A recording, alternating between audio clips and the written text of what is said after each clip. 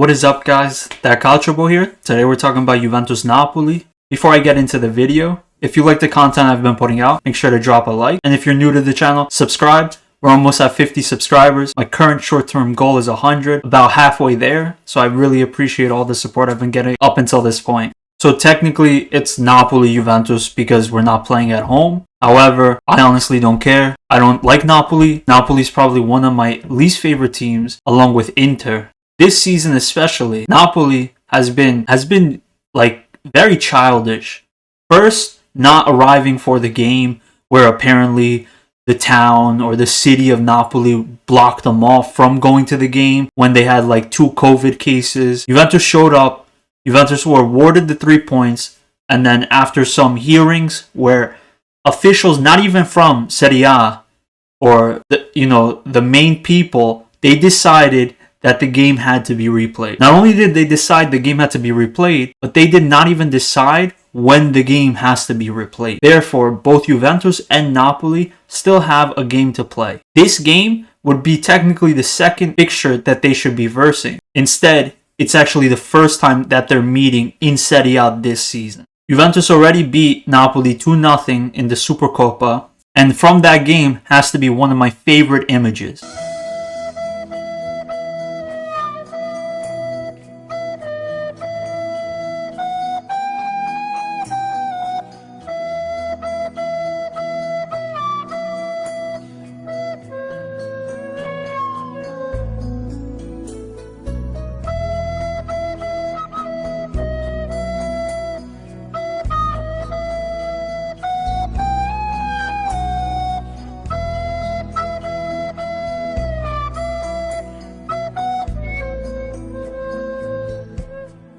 When Insigne was crying, I was laughing. I loved it. Insigne is always talking.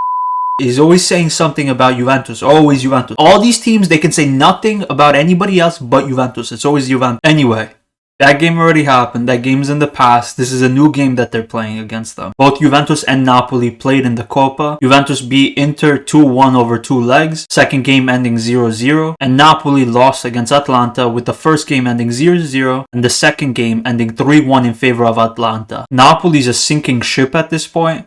We could say whatever we want. We could say Koulibaly has COVID, therefore, they're not as strong.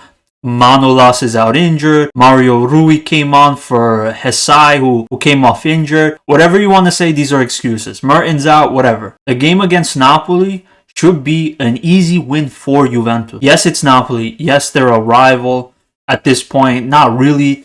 They're not in title contentions. The rivals kind of, we're kind of talking them up if we're going to talk about them being in the title race. They're out of the title race. But this game would be a statement from Juventus again to show that Juventus are still in contention for the Scudetto. I made a video prior saying how you can't count Juventus out, and everyone was saying, oh yeah, you can't, but there's 6 other teams. No, there's not. Right now there's only Juventus, Inter, and Milan. Those are the only 3 teams that are fighting for the Scudetto. No other team is strong enough. No other team has the squad to fight for the Scudetto. Milan, for example, they're overachieving. Their squad is, I don't want to say garbage, that's a big word, but they're not strong. Everyone's gonna say, oh, they have Ibrahimovic. Without Ibrahimovic, they're getting lucky. They've had so many penalties this season. Everything's going their way. They're one match away from collapsing. And you gotta think, right? Between first and third, which being Milan and Juventus, it's a 7-point difference. Juventus have a game in hand. So if Juventus win that game, Juventus go to 45 points. That's 4-point difference. If Juventus beat Milan, that's 1 point difference. Juventus are not out of this. Anyway, back to the topic, Juventus-Napoli, or Napoli-Juventus. As I said prior, Napoli's without Koulibaly, Manolas, and I'm not sure the extent of Hesai, but he came off injured against Atalanta, and Mertens. Defensively, they're very weak. Juventus should be able to easily score 2-3 goals. They have 2 defenders in Maximovic, and I don't even remember the other guy's name. I don't even know who he was. I've never seen him play. I think I actually saw him once. I think it was Napoli-Udinese they played, and I think this guy came on, or he started, and he completely let Lasagna get past him. And it completely beat him for pace. Osimhen just came back recently from COVID. If I'm going to judge his performance or how he is as a player based off Atalanta, he was terrible. He was just throwing himself down on the floor. The scariest player probably on Napoli is either Insigne, which I don't think he's scary at all. He just cries. Or you have Lozano.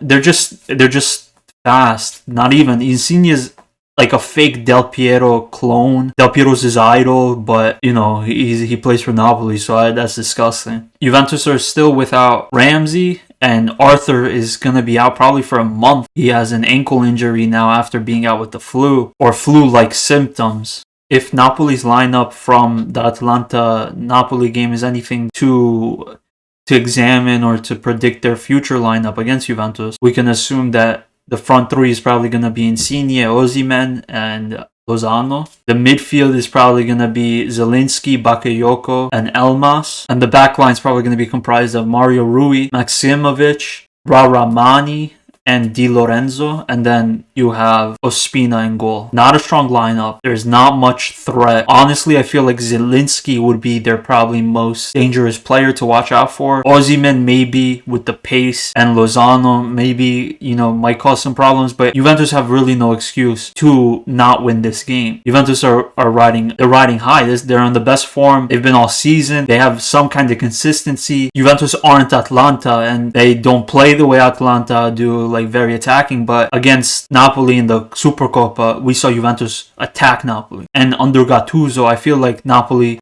sometimes winner, sometimes lost, sometimes maybe good, sometimes maybe shit. They don't dominate games. They have much more of a defensive style of play. They sit back, but I don't know how you can do that because they defensively are not strong, especially with their two key center backs being out. Napoli have to try to keep possession as much as they can, because if you give Juventus possession in this game, then Napoli's done. Juventus will control the game, and I think that's what Juventus will do as compared to the Roma game, as compared to the Inter game. Juventus really have the chance to control this game, given the absences that Napoli has. We saw a lot of rotation again from Pirlo against Inter in the Coppa. For this game, I expect us to put our strongest lineup out. So the key missing players that we have for this game against Napoli. Bonucci's rumored to be out because of the injury that he picked up against Roma, and Ramsey seems to still be out. I expect Dybala to be called up for this game. I do not expect him to start this game.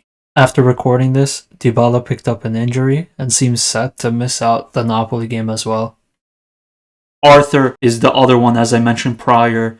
Seems like he has an ankle injury now that's going to keep him out for a month. So in goal, we're probably going to see Szczesny starting with Cuadrado at right back, De Ligt replacing Bonucci, Chiellini and Danilo at left back. And the midfield is probably going to be comprised of McKennie, Rabiot, Betancourt, and Chiesa, with Morata and Ronaldo up front. I fully expect Chiesa to start this game, and McKennie. They were both rested against Inter. They did come on as subs, but they didn't really get much game time. They're going to be crucial for this game, especially with Arthur being out. We don't really have any midfielders with Ramsey also being out. So Rabiot, Betancourt, and McKennie are the only three center mids that we actually have right now. I'm not really going to go tactically into this. I don't really think even we need to have a tactical analysis in this game. I'm not saying that, Juventus are just going to win by showing up. Maybe. Who knows if Napoli doesn't show up again. But Juventus have probably their strongest lineup minus Arthur and Dybala. At this point, though, Dybala is not a starter. While Napoli's missing three key players in Mertens, Koulibaly, and Manolas. And I'll say it again. Juventus are the stronger team. Chiesa, in my opinion, is going to be the key player here.